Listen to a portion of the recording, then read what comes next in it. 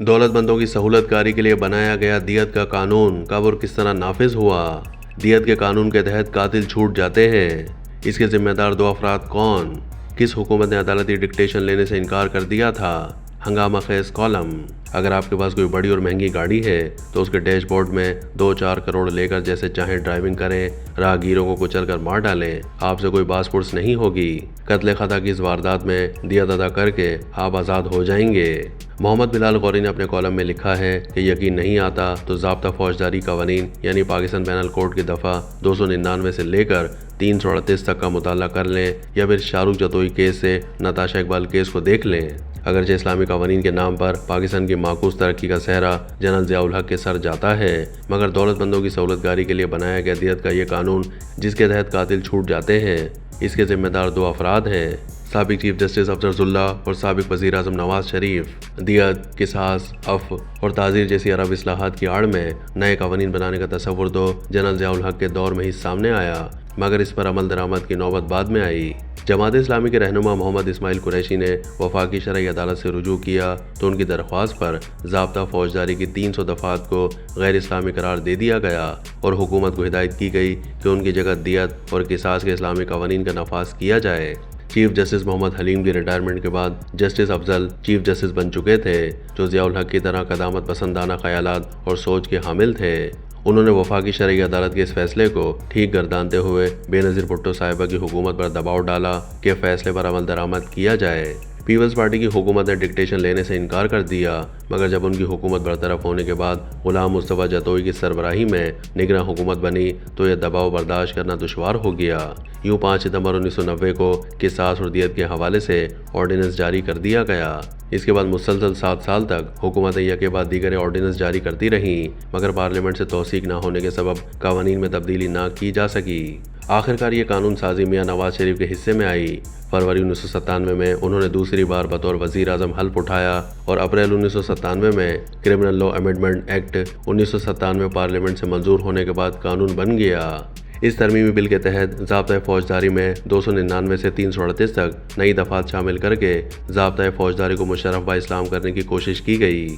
کسی انسان کو قتل کر دینے کے جرم کو 3 حصوں میں تقسیم کیا گیا: قتل عمد، قتل خطا اور قتل بالسبب۔ کوئی شخص جان بوجھ کر دانستہ طور پر ہوش و حواس میں کسی دوسرے شخص کو مار ڈالے تو اسے قتل عمد کہا جاتا ہے۔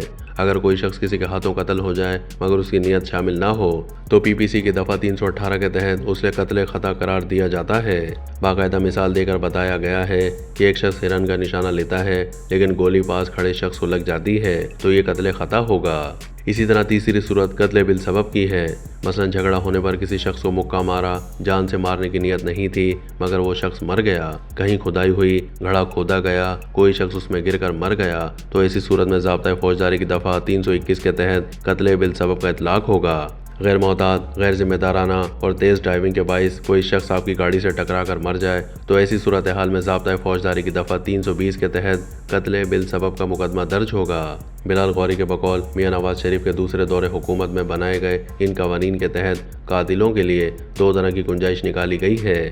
اگر قاتل کم عمر ہے یا پھر اس کا ذہنی توازن درست نہیں ہے تو ایسی صورت میں اس پر قصاص کا اطلاق نہیں ہوگا۔ یہی وجہ ہے کہ ہر قاتل سزا سے بچنے کے لیے خود کو کم سن ظاہر کرتا ہے یا پھر یہ دعویٰ کیا جاتا ہے کہ وہ نفسیاتی مریض ہے۔ اسی طرح مذکورہ بالا قوانین میں مقتولین کو صلح رحمی سے کام لینے اور معاف کر دینے کا حق دیا گیا ہے۔ مثلا دفعہ 309 جو عفو سے متعلق ہے، اس میں کہا گیا ہے کہ مقتول کا ولی جو عاقل و بالغ ہو وہ بغیر کسی وجہ سے دیت وصول کیے بغیر محض یہ کہہ دے کہ اس نے معاف کیا تو مقدمے کی کارروائی ختم کر دی جائے گی، لیکن اگر وہ چاہے تو زر تلافی بھی وصول کر سکتا ہے۔ ضابطۂ فوجداری کی ذمہ داری 323 کے تحت انسانی جان کی قیمت کا تعین کیا گیا ہے اور بتایا گیا ہے کہ دیت 30,630 گرام چاندی ہوگی۔ ہر سال 1 جولائی کو حکومت پاکستان چاندی کے نرخ کے مطابق دیت کی رقم طے کرتی ہے۔ پچھلے سال نگراں حکومت نے دیت کی رقم 67,57,902 روپے مقرر کی تھی۔ اس سال اگرچہ حکومت کی طرف سے باضابطہ اعلان نہیں کیا گیا تاہم بتایا جاتا ہے کہ یہ رقم بڑھ کر 80,48,564 روپے ہو چکی ہے۔ شاید آپ کو یہ جان کر شدید حیرت ہوگی کہ ان قوانین کے تحت قتل خطا اور قتل بالسبب کا ارتکاب کرنے والوں کے لیے ہر ممکن سہولت کا بندوبست کیا گیا ہے اور نہایت شاندار پیشکش موجود ہے۔ وہ چاہیں تو ضابطۂ فوجداری کی دفعہ 331 کے تحت دیت کی رقم 3 سال کے آسان اقساط کی شکل میں بھی ادا کر سکتے ہیں۔ آپ کارساز حادثے میں مرنے والے عمران عارف اور ان کی بیٹی آمنہ عارف کے خون کا سودا کرنے پر ان کے اہل خانوں کو ہرگز مدعو نہ کریں۔ وہ زندگی بھر کی محنت مزدوری کے بعد اتنی بڑی رقم جمع نہیں کر سکتے تھے، اور اگر بالفرض وہ یہ پیشکش مسترد بھی کر دیتے تو کیا ہمارا نظام عدل طاقتور اور بااثر شخصیات کو سزا دینے کی جسارت کر سکتا ہے؟ چلے انہوں نے معاف کر دیا تو قتل خطا اور قتل سبب کا معاملہ ختم ہوا، مگر فساد فی الارض کی بنیاد پر عدالت ابھی تعزیر کے تحت 14 سال تک کی قید کی سزا دے سکتی ہے۔ نشے کی حالت میں گاڑی چلانے پر سزا ہو سکتی ہے۔ اگر ایسا ہو جائے تو پھر معاف کرنے والوں کو برا بھلا کہہ لیجئے گا۔